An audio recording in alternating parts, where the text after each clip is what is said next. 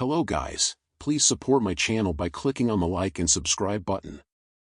Rain fell like needles against the glass walls of Han Corporation Tower, the tallest building in the city, cold, polished, untouchable.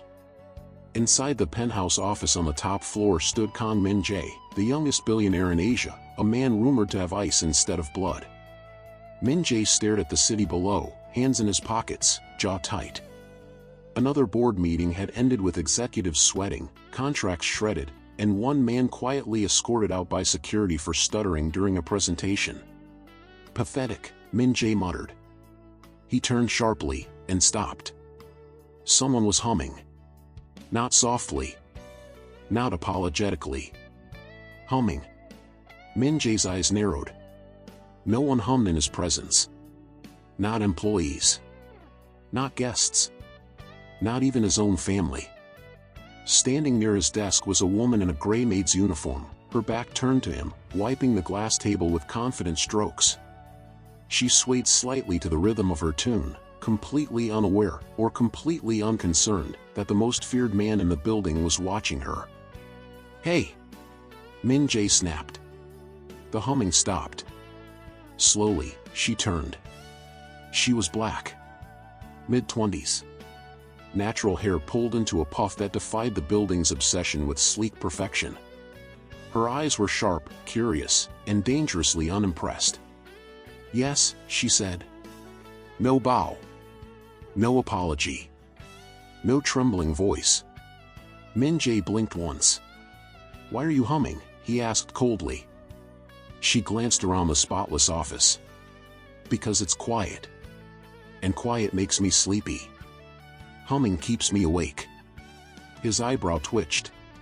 "Do you know where you are?" She nodded. "Yeah. Fancy glass box where rich people glare at the city like it owes them money." For the first time in years, Min-Jae didn't immediately respond. "Your name?" he demanded. "Amara," she said, returning to wiping the table. "And before you fire me, this place already looks like nobody's allowed to breathe in here. I figured a little music wouldn't hurt." Fire her. The word hovered in Min-Jae's mind, automatic and easy. Yet something felt off. He was used to fear.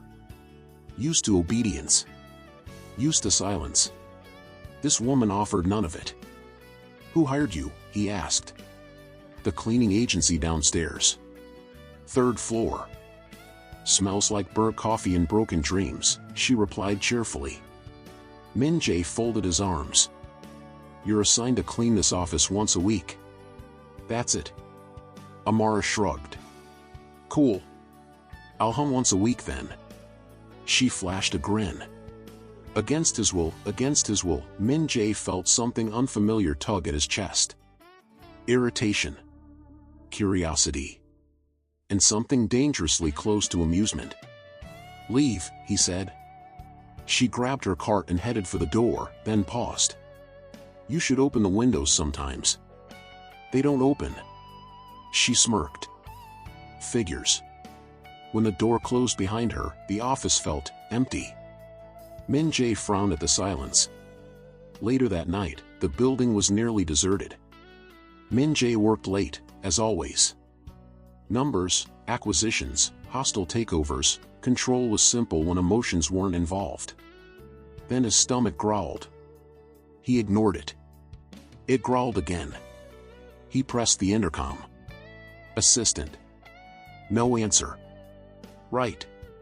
He'd fired her last week for suggesting he'd sleep like a human.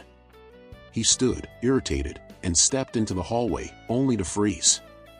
Amara sat on the floor near the janitor's closet, legs crossed, eating from a plastic container. She looked up. "You stalking me now?" "What are you still doing here?" he demanded.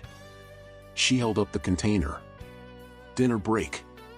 You're not allowed to eat on this floor." She stared at him. Then slowly slid the container behind her back. Too late. Rice already entered restricted airspace. Despite himself, Min-Jae let out a short breath that almost sounded like a laugh. "Almost." "What is that smell?" he asked. "Jollof rice," she said proudly. "Life-changing." You look like someone who eats sadness for dinner. I eat what's efficient. She scoffed. That explains the face. Before he could stop himself, Min-Jae said, "Give me some." Amara froze. You serious? Yes. She studied him, then shrugged and handed him a spoon. If you die, don't haunt me. One bite. Then another. Min-Jae's eyes widened, just slightly. This is unacceptable, he said. She sighed. I knew it. It's distracting, he finished. Why does it taste like warmth? Amara smiled softly. That's called seasoning. And love. Rich people forget that part. Something cracked. Min-Jae handed the container back, his expression unreadable. You're strange. She grinned. You're worse. As she stood to leave, she added casually, by the way, the board member you fired today? He was skimming money. Check the offshore account ending in 9B. Then she walked away. Min-Jae stood frozen. Slowly, he turned back to his office, pulled up the financial records, and felt his blood run cold. She was right. For the first time in his life, Kang Min-Jae realized two terrifying things. The maid was smarter than she looked. And somehow, she had already changed him. Kang Min-Jae did not sleep. He hadn't slept properly in years, but tonight was different. Tonight, his mind replayed one thing over and over. Check the offshore account ending in 9B. He had done it. Twice. Then a third time, just to be sure. The money was gone. Not misplaced. Not delayed. Stolen. Min-Jae stood alone in his office at 3:17 a.m., city lights flickering like guilty secrets below him. The board member Amara had casually exposed had hidden the trail well, too well for an outsider. No maid should know this, Min-Jae muttered. His phone buzzed. Security alert, unauthorized access, janitorial level. His jaw tightened. Without calling security, Min-Jae took the private elevator down. He moved silently, his tailored shoes whispering against the polished floor. Years of power had taught him something simple: if you want the truth, you don't send others. You go yourself. The janitorial floor smelled like bleach, coffee, and exhaustion. He rounded the corner and stopped short. Amara sat on a rolling chair, spinning slowly, feet on a desk. A laptop rested on her knees. Wires snaked from it like a mechanical octopus. She wore headphones. She was vibing. Min-Jae cleared his throat. Amara yelped, nearly falling off the chair. Jesus. You trying to kill people for free now? She ripped off her headphones, heart pounding. What are you doing sneaking up on folks like a rich ninja? Min-Jae ignored the insult. His eyes locked onto the laptop screen, rows of financial data, encryption strings, live stock movements. That's my system, he said slowly. She blinked. Is it? Yes. She glanced at the screen, then back at him. Huh. Small world. Explain, he ordered. She shut the laptop halfway. Can't. Company policy. You're a maid. And you're cranky. Min-Jae stepped closer. You hacked into my private financial network. Amara tilted her head. Hacked is such a violent word. I prefer politely walked in because the door was unlocked. The encryption is outdated, she cut in. No offense. Well, some offense. Min-Jae stared at her like she'd just slapped him with reality. Who are you? He asked quietly. Amara studied him. For the first time, her humor dimmed just a little. Someone who hates thieves. Silence stretched. Then she smiled again. Also someone who hates bad security. Min-Jae exhaled sharply. You could be arrested. She shrugged. You could also pay me. He frowned. For what? She spun the chair again, stopping inches from him. For finding where the rest of your stolen money went. His pulse jumped. The rest? Amara grinned. Oh yeah. What you found was just the appetizer. Dude took seconds. Min-Jae said nothing. Then, slowly, he smiled. It was not a warm smile. Name your price, he said. Amara thought for a moment. I want Fridays off. He blinked.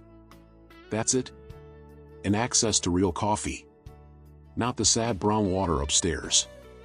A laugh burst out of him before he could stop it. Amara froze. Oh wow. You do have a human laugh. He straightened immediately, face cold again. Don't get used to it. 2 days later, the board member was arrested mid-meeting. Security footage. Digital trails. Irrefutable proof. The board applauded Min-Jae's brilliance. Min-Jae applauded Amara's invisible genius. That night, he found her in the cafeteria arguing with the vending machine. I paid you, she hissed. Give me my chips. The machine whirred mockingly. Min-Jae pressed a button. 2 bags fell out. Amara gasped. You're a sorcerer. Or I understand machines, he said dryly. She handed him 1 bag. For your service, oh mighty billionaire. He hesitated, then took it. They sat in silence for a moment, eating cheap chips in an expensive building. Why work here? He asked suddenly. She shrugged. Keeps me close. To what? She smirked. Trouble. He studied her face. You're hiding something. She met his gaze. So are you. Fair.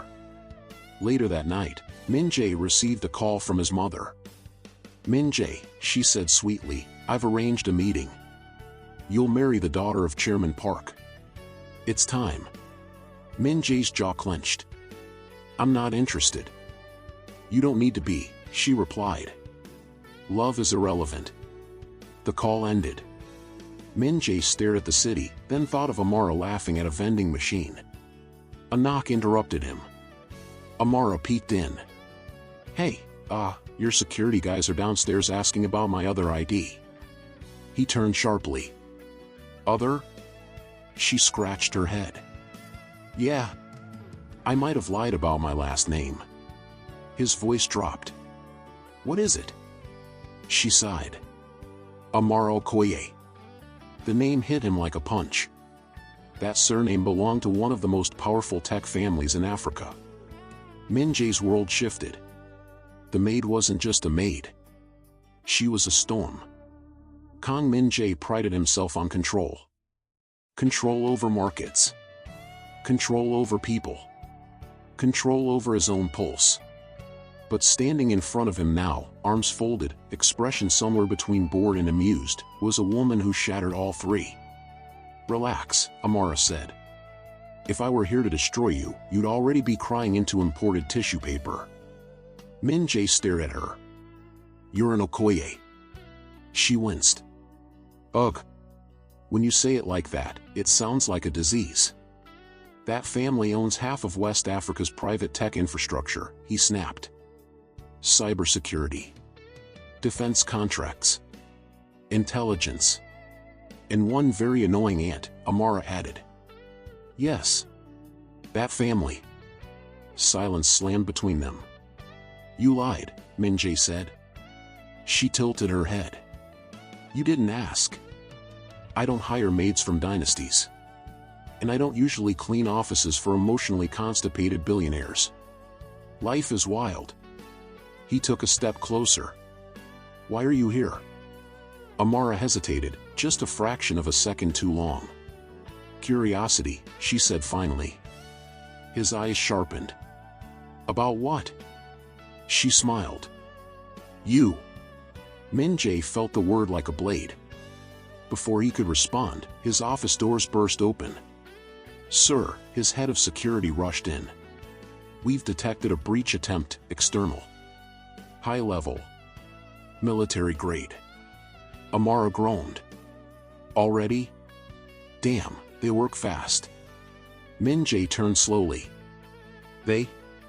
She raised her hands. Okay, hear me out before you freak out and start firing people. I'm listening, he said tightly. My family thinks I'm in Paris, she continued. Studying appropriate investments. If they find out I'm here, poking around your systems, they'll assume one thing. That you're spying, Min-Jae said. That you're hiding something worth spying on, she corrected. Another alert blared. Min-Jae moved fast. Conference room. Now. They sprinted down the hallway. Amara kicked off her heels mid-run. I knew I should have worn sneakers. You hacked my systems, Min-Jae said as they slid into the room. You can fix this. She dropped into a chair, fingers flying over the tablet. Fix is a strong word. More like, improvise. Explain. They're not trying to steal data, she said. They're testing your defenses. Like sharks. Smart ones. Min-Jae crossed his arms. Can you stop them? She grinned. I can embarrass them. Moments later, screens flickered. The breach attempt collapsed, then rerouted. Across the globe, an Okoye tech hub suddenly found its coffee machines blasting Korean pop music at full volume. Amara snorted. Oops. Min-Jae stared. You weaponized coffee machines. They started it. For the first time, Min-Jae laughed openly. Amara paused, surprised. Wow. That sounded happy. He cleared his throat. Focus. She smirked. Admit it. You enjoyed it. A little. Later, when the building finally settled, Min-Jae poured 2 glasses of whiskey. Amara sniffed hers. This costs more than my rent. Drink, he said. She took a sip, coughed violently. Why does it burn like betrayal? He chuckled. You get used to it. They stood by the window, city glowing beneath them. My family believes power is inherited, Amara said quietly. I believe it's earned. So you ran, he said. So I hid, she corrected. As a maid. Watching powerful men treat others like furniture. He met her gaze. And me? She studied him. You're different. He raised an eyebrow. Because I didn't fire you. Because you listen, she said. Even when you don't want to. That hit harder than any insult.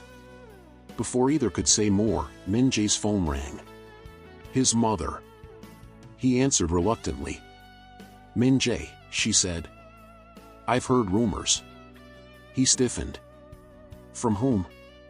From very concerned people, she continued. They say you've grown, distracted. Amara leaned in, whispering, put me on speaker.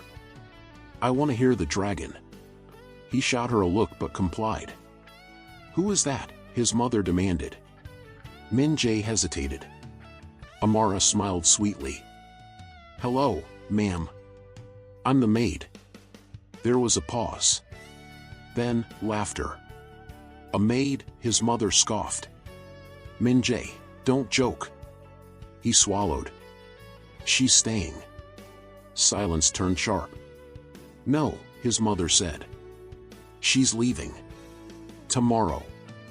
Amara winked at Min-Jae. Told you. Dragons. The call ended. Min-Jae stared at the phone, chest tight. They'll come for you, he said. Amara shrugged. They already are. Then she leaned closer, voice dropping. The real question is, will you protect me? Min-Jae met her eyes. For the first time in his life, protecting someone meant risking everything. He nodded. Outside, unseen, a camera lens adjusted, zooming in on the penthouse window. Someone was watching. And they were smiling. The rumors started before sunrise. By 6:12 a.m., every financial blog in Asia had the same headline. Cold billionaire Kang Min-Jae spotted with mysterious woman, wedding bells. Min-Jae stared at his tablet like it had personally betrayed him. Across from him, Amara was laughing so hard she nearly fell off the couch. They used a security camera still, she wheezed. Look at my face. I look like I just stole your wallet and your soul. Min-Jae pinched the bridge of his nose. This is not funny. Oh, it's hilarious, she said. Your fans are already arguing whether I'm a spy, a gold digger, or a witch. He glanced at the comments and grimaced. Someone just called you economically suspicious. I love that for me. Before he could respond, his assistant burst in without knocking, an act that alone signaled disaster. Sir, she said breathlessly, your mother is on her way. With Chairman Park. And his daughter. The air froze. Amara blinked. Wow. That escalated like bad Wi-Fi. Min-Jae stood. They can't see you. She raised an eyebrow. Why? Am I radioactive now? Because if they find out who you are, they'll assume I'm here to steal your secrets, marry you, or ruin you, she finished. Possibly all three. Yes. She smiled slowly. Then we give them what they expect. He frowned. What does that mean? Amara stood, smoothed her wrinkled maid uniform, and held out her hand. Congratulations, fiancé. Min-Jae stared. Absolutely not. Think, she said. If they believe you're emotionally compromised, they'll underestimate you. And if they think I'm just some nobody you fell for, they won't look deeper, he realized. She grinned. See? Rich brain works sometimes. You want me to pretend to be engaged to my maid, he said flatly. Former maid, she corrected. Promotion pending. There was no time to argue. The elevator chimed. Min-Jae exhaled sharply. Change. 10 minutes later, Amara emerged wearing one of the emergency dresses from the penthouse closet, sleek, black, and dangerous. Her hair was down now, framing her face with quiet confidence. Min-Jae forgot how to breathe. She noticed. Close your mouth. Flies are expensive up here. The doors opened. Madame Kang swept in like a queen inspecting conquered land. Behind her stood Chairman Park and his daughter, elegant, cold, and already displeased. Then Madame Kang saw Amara. Her eyes narrowed. Who is this? Min-Jae stepped forward. My fiancé. The room detonated into silence. Chairman Park choked on his words. His daughter's smile cracked. Madame Kang laughed once, sharp and disbelieving. Min-Jae. Don't embarrass yourself. Amara stepped closer to Min-Jae and slipped her arm through his. Hello, she said brightly. I clean very well. Apparently, hearts too. The Park daughter scoffed. This is a joke. Amara tilted her head. Oh? You want to arm wrestle for him? Min-Jae coughed to hide a smile. Madame Kang's gaze drilled into Amara. Where are you from?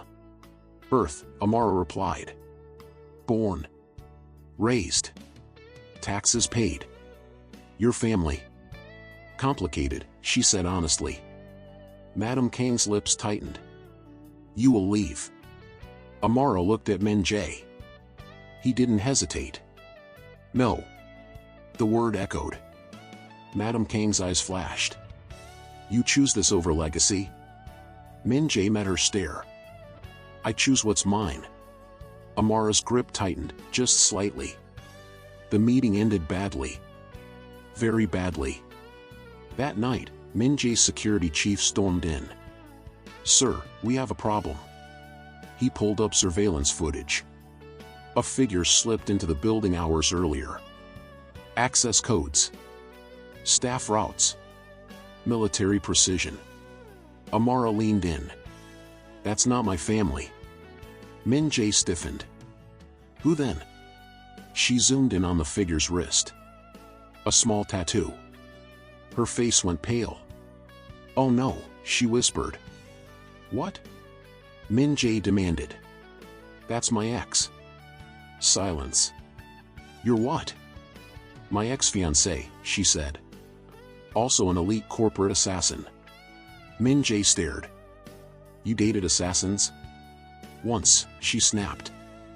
I was young and emotionally unavailable. The footage continued. The man looked directly at the camera, smiled, then held up a phone. A message pinged on Min-Jae's device. Unknown. Nice house. I'll take the girl. Min-Jae's blood turned to ice. Amara swallowed. Yeah, he doesn't handle rejection well. Min-Jae turned to her, fury blazing. You brought war into my home. She met his eyes, fear and fire mixing. And you walked straight into it. Outside, the city lights flickered. The game had changed. And someone had just made the first move. The first shot shattered the window. Glass exploded inward like frozen rain, skidding across marble floors. Alarms screamed. Lights snapped to red. Min-Jae moved on instinct. Down, he barked, grabbing Amara and pulling her behind the heavy conference table as another shot cracked through the air. Amara hit the floor hard. Okay, officially missed being a maid. Worst promotion ever. Security thundered through the halls. Footsteps. Shouts. Chaos. Min-Jae checked her quickly. Are you hurt? She blinked. Just my pride. And maybe my tailbone. That table is rude. Another gunshot. Closer. Min-Jae's jaw clenched. He's testing my response time. Amara peeked over the table. Well, tell him you're not interested. A shadow passed the doorway. Min-Jae grabbed her wrist. Stay behind me. She frowned. Excuse you. I know how to handle this guy. I don't care, he snapped. You're not bait. Something flickered in her eyes, surprise, then something warmer. Before she could respond, smoke flooded the hallway. Security scattered. And then, silence. Too clean. Too deliberate. Amara whispered, that's his style. Min-Jae tightened his grip. How many exits? 2. But he won't use them. Why? Because he likes drama. Right on cue, slow clapping echoed from the darkness. Well, a familiar voice drawled, this is intimate.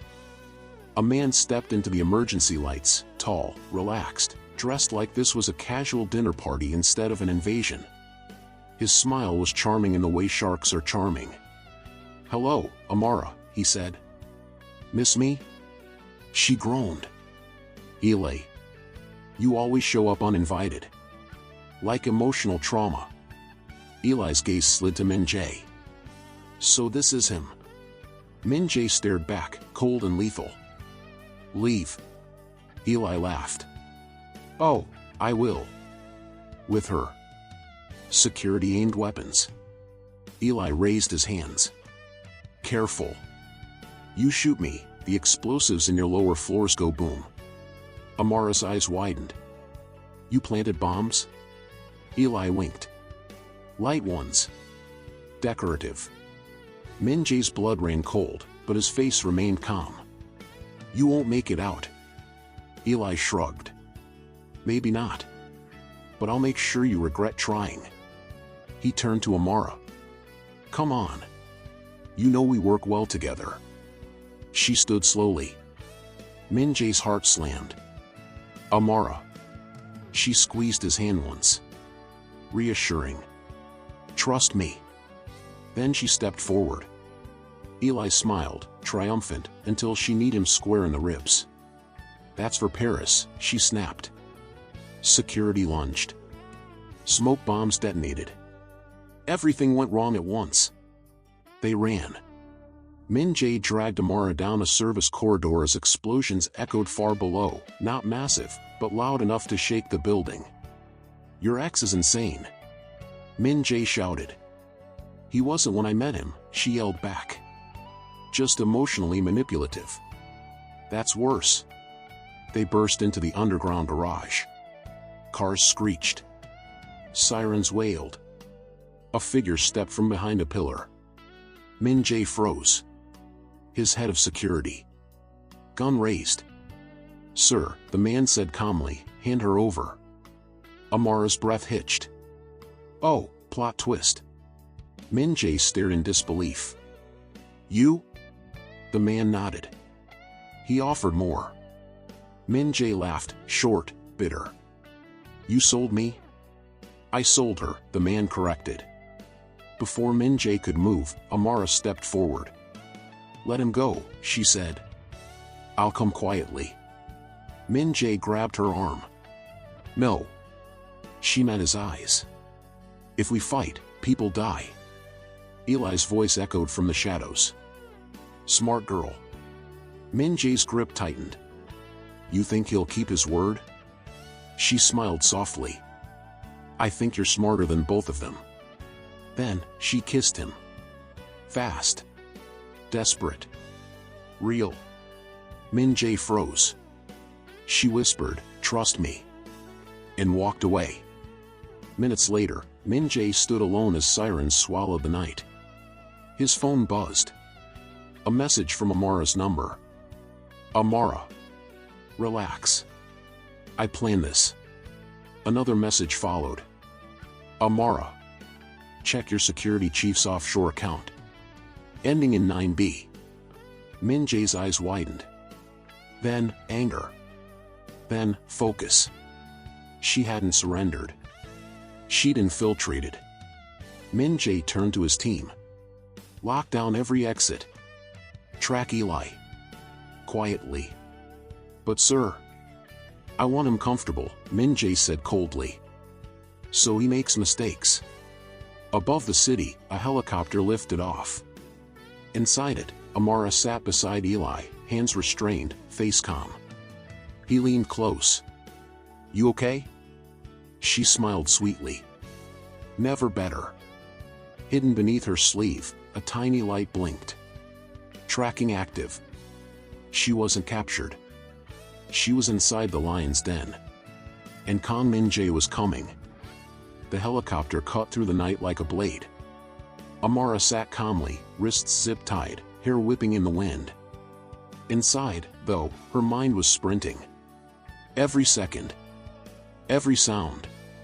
Every breath Eli took. Eli reclined across from her, far too relaxed for a man who had just kidnapped the most dangerous billionaire's weakness. You've gotten better at lying, he said casually. She smiled. You've gotten worse at reading people. He laughed. Still spicy. That's why I missed you. She rolled her eyes. You missed controlling me. Big difference. Eli leaned forward. You could have had everything with me. Power. Access. Chaos. I prefer peace, she replied. And decent Wi-Fi. He chuckled, then gestured to the pilot.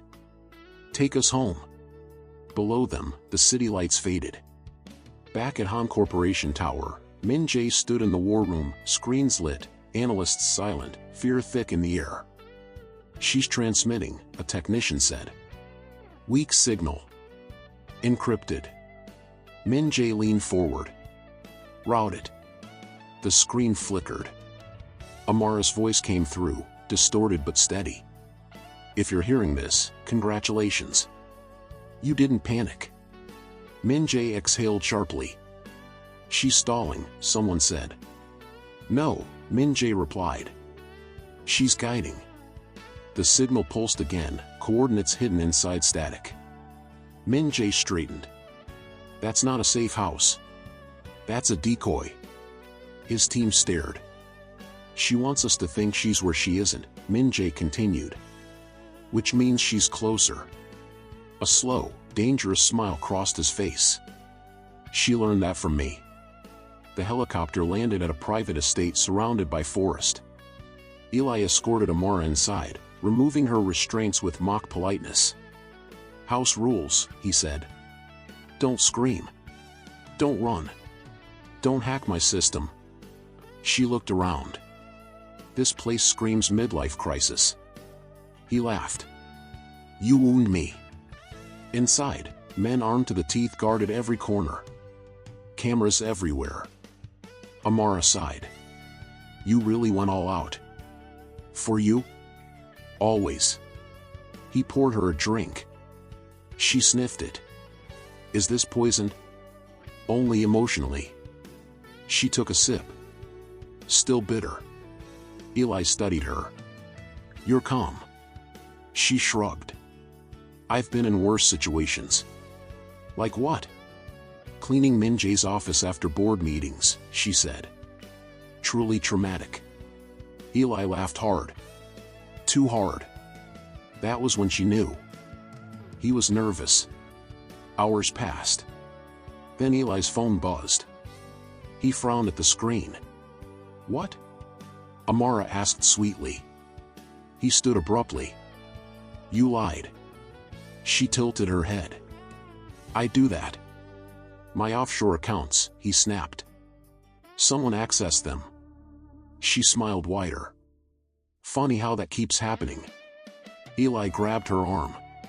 What did you do? She leaned in, voice low. I gave you exactly what you wanted. He hesitated. Which is? A distraction. At that exact moment, every light in the estate went out. Darkness. Shouting. Gunfire. Eli swore. Find the generator.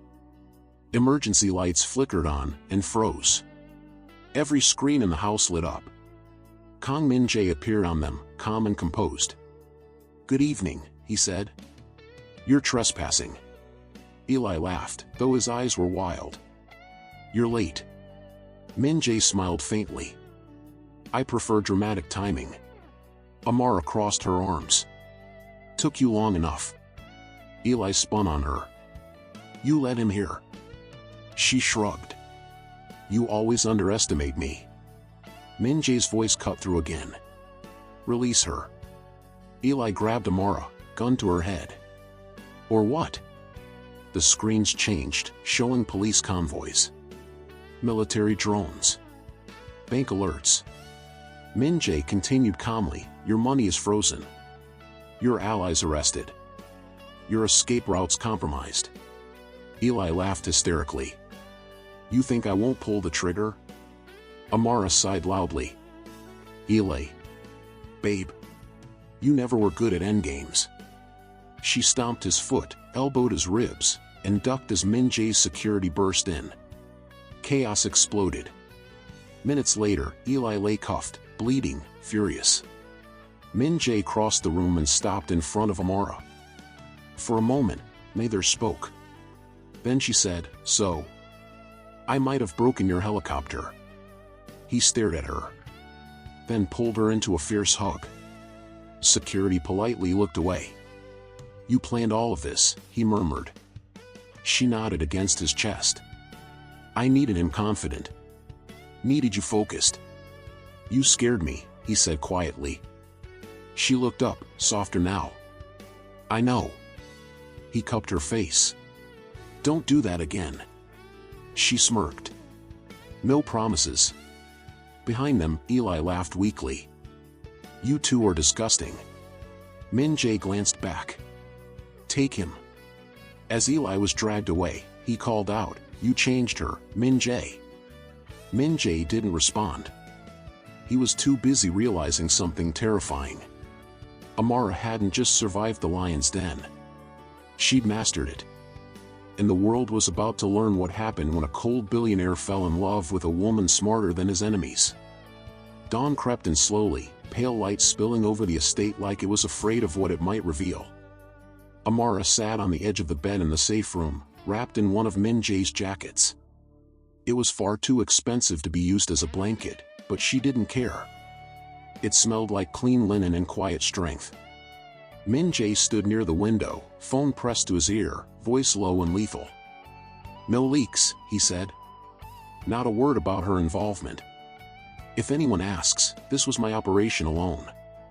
Pause. Yes. I'm sure. He ended the call and turned to her. You should rest. She snorted. I just got kidnapped, almost shot, and emotionally jump-scared by my ex. Sleep is cancelled. He almost smiled. Almost. Instead, he said, my mother knows. Amara stiffened. Knows what? That you're not just the maid. His jaw tightened. She wants a meeting. Tonight.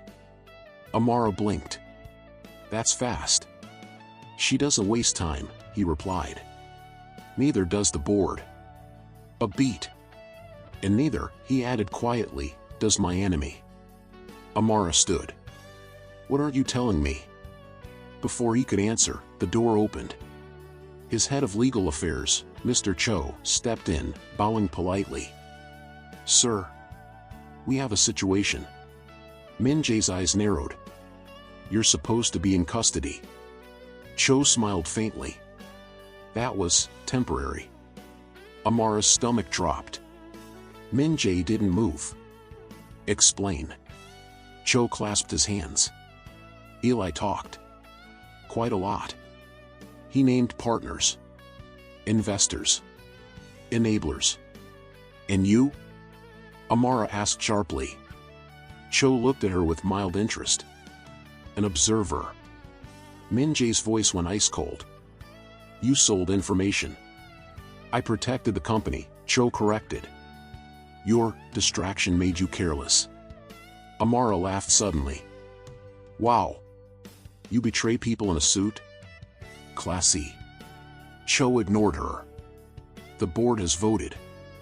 You will marry Chairman Park's daughter tomorrow morning. Min-Jae stared.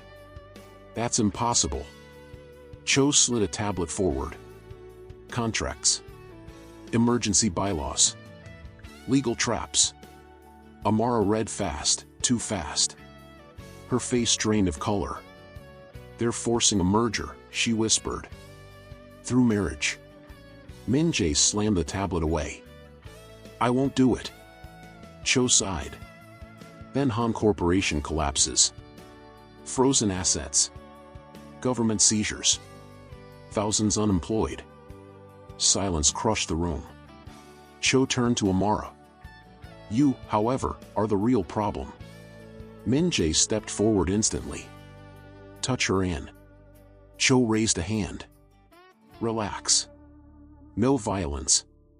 Just exposure. Screens lit up around them. Images. Documents. Faces. Amara's family. Her real identity. Her past operations. Her connection to Eli. If this leaks, Cho said calmly, she becomes an international criminal. Her family disowns her. Governments hunt her. Amara swallowed hard. Min-Jae looked like he might kill someone.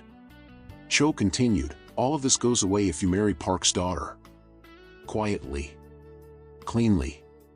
Then he bowed. Decide by sunset. He left. The door clicked shut. For a long time, neither spoke. Finally, Amara laughed weakly. Well, this is awkward. Min-Jae turned to her. I won't do it. She shook her head. You don't get it. You have to. No, he said fiercely. I choose you. Her eyes burned. You choose thousands of people too. Employees. Families. He grabbed her hands. We'll find another way. She pulled free gently. You taught me about endgames, remember? She stepped back. This is mine. Min-Jae's chest tightened. Amara. She smiled, sad but steady. I won't let them destroy you. She kissed him, slow this time, aching. Then she whispered, I'm leaving. What? His voice cracked. I'll turn myself in, she said. Publicly. Take responsibility. Once I'm gone, they lose leverage. No, he snapped. I won't allow it. She chuckled softly. Still trying to control everything. She reached into her pocket and placed a small drive on the table. Insurance, she said. Every dirty secret Cho and the board buried. If anything happens to me, release it. Min-Jae stared. You planned this. She nodded. From the moment they chose war. Security alarms suddenly blared again. Min-Jae's phone buzzed. Unknown. Sunset is approaching. Choose wisely. Amara backed toward the door. I love you, she said simply. He crossed the room in 2 strides. Don't say that like goodbye. She smiled through tears. It's not goodbye. It's strategy. Then she turned and ran. By the time Min-Jae reached the hallway, she was gone. Outside, the city stirred, unaware that a queen had just sacrificed herself to save a king. And Min-Jae, standing alone in the silence, made a decision that would burn the world. Sunset bled across the city in shades of fire and gold. At exactly 6:59 p.m., Kang Min-Jae walked into the emergency board meeting alone. No fiancé. No apology. No fear. The room buzzed with whispers. Madam Kang sat at the head of the table, expression carved from stone. Chairman Park adjusted his cufflinks, smug. Mr. Cho smiled like a man already counting victory. Min-Jae took his seat. Where is the woman? Cho asked smoothly. Min-Jae looked him straight in the eyes. Safe. Cho chuckled. Then let's proceed. The marriage documents are ready. Min-Jae leaned back. Before that, I have an announcement. Madam Kang frowned. This is not the time. Oh, it is, Min-Jae said calmly. He tapped the table once. Every screen in the room lit up. But it wasn't Contracts. It was Amara. Live. Standing at a podium. Flanked by journalists, cameras flashing like lightning. Cho's smile faltered. What is this? Min-Jae's lips curved slightly. My partner. On screen, Amara adjusted the microphone. Good evening, she said brightly. I know you expected a criminal confession. She paused. So did I. A ripple of confusion moved through the room. But instead, she continued, I'm here to announce something else. She smiled, that smile, the one Min-Jae knew meant destruction. I've just transferred controlling shares of Okoye Global Tech to Kang Min-Jae. The room exploded. Chairman Park shot to his feet. That's impossible. Amara shrugged. I own them. I checked. Cho's face drained of color. Amara continued cheerfully, which means any attempt to collapse Han Corporation will now collapse half of Africa's cybersecurity infrastructure too. Governments don't like that. Phones began buzzing around the boardroom. Madam Kang stared at the screen, stunned. Amara leaned closer to the mic also, small thing, I didn't turn myself in. She grinned. I turned you in. Screens split again. Evidence flooded in. Emails. Bribes. Offshore accounts. Cho lunged for the power switch. Too late. Police sirens wailed outside the building. Security doors slammed shut. Cho whispered, You lied. Amara nodded. I learned from the best. In the boardroom, Min-Jae stood. This meeting is adjourned, he said coldly. Police stormed in. Cho collapsed into his chair as handcuffs clicked. Chairman Park fainted. Someone screamed. Madam Kang remained seated, silent, shaken. Minutes later, Min-Jae stood alone in the now empty room, heart pounding. His phone rang. Amara. He answered instantly. So, she said, voice light, did I overdo it? He laughed, full, unrestrained. You detonated my enemies on live television. Good, she replied. I was worried it was too subtle. Where are you? He asked urgently. There was a pause. Then, footsteps. A door opened. Amara walked into the boardroom. Alive. Smiling. Radiant. Min-Jae froze. She tilted her head. What? You didn't think I'd miss the aftermath, did you? He crossed the room in seconds and pulled her into his arms, lifting her off the ground. You absolute menace, he breathed. You planned all of this. She laughed against his shoulder. I told you. Endgames. Madame Khan cleared her throat. They turned. The formidable woman studied Amara carefully. Then she bowed her head. You protected my son, she said quietly. And his empire. Amara blinked. Wow. I was expecting a slap. Madame Khan allowed herself a thin smile. Don't push it. Min-Jae slipped his hand into Amara's. No more fake engagements, he said. No more hiding. Amara smirked. So, real one? He dropped to one knee. The room went silent again, but this time, in awe.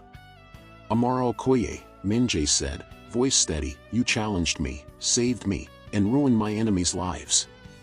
She laughed through tears. That's the most romantic proposal I've ever heard. Will you marry me? She pulled him up and kissed him hard.